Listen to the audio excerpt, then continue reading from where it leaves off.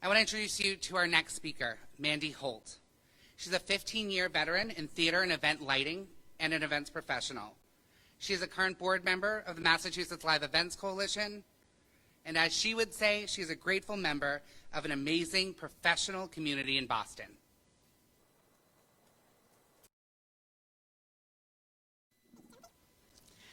Hi.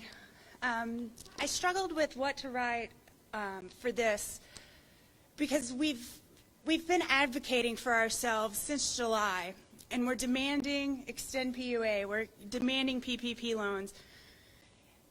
Advocacy exhaustion is real. So I'm not going to stop, though. I'm not giving up.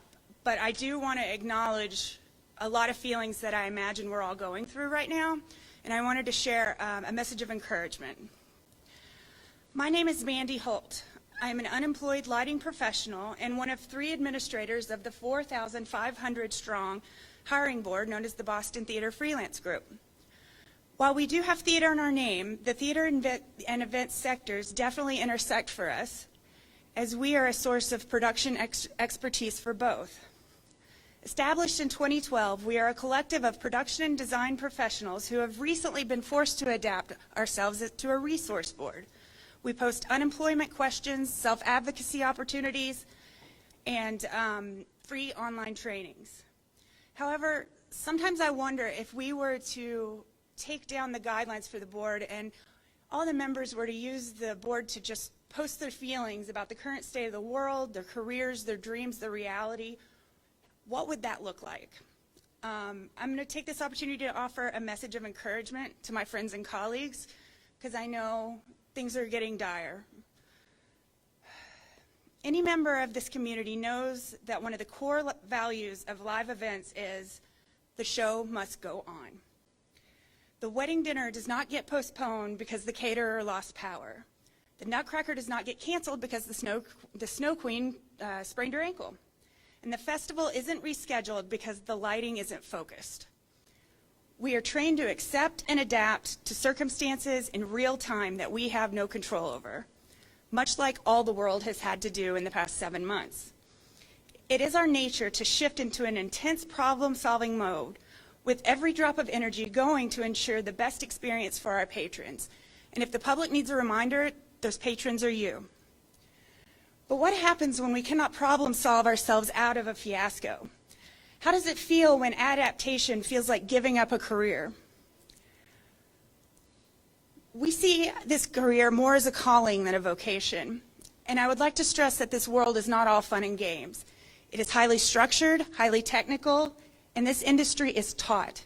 Through higher education, internships, and most important, experience, we have invested in our futures.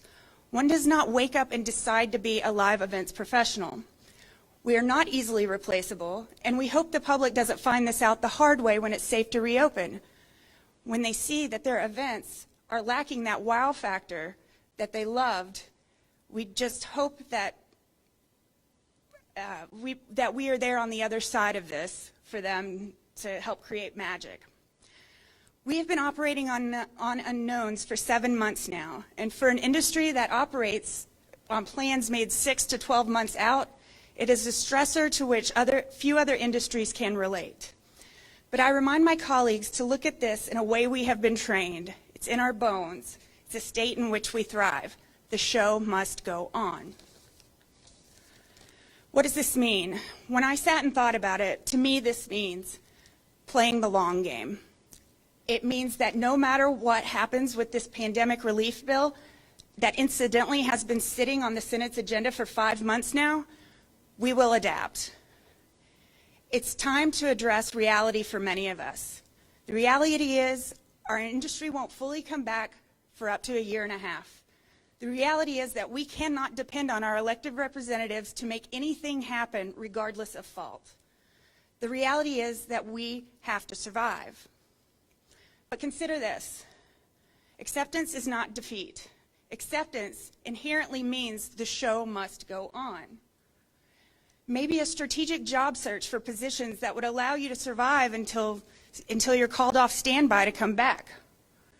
Perhaps it's moving back home till we get through this. Maybe it's getting that master's you've been thinking about. Perhaps we could be trying out industries that could complement the technical knowledge used on site. Maybe it's starting your own little business based on your own unique talent.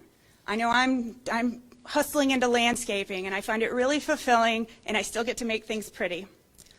All of our realities are different. Perhaps it is best for you to go all in on a new career, and that's okay too.